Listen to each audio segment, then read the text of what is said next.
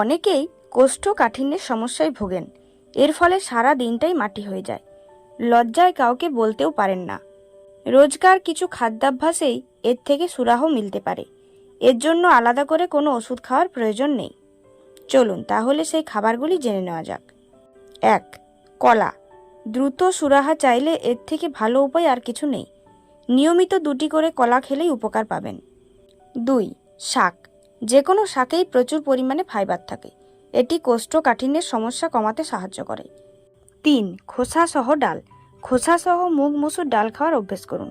এতে ফাইবার অনেক বেশি। উপকার নিশ্চয়ই পাবেন। 4. মরশুমি সবজি। বিভিন্ন মরশুমি সবজি নিয়মিত খান। এতে ফাইবারের পাশাপাশি ভিটামিন মিনারেলও পাবেন। 5. ঘি।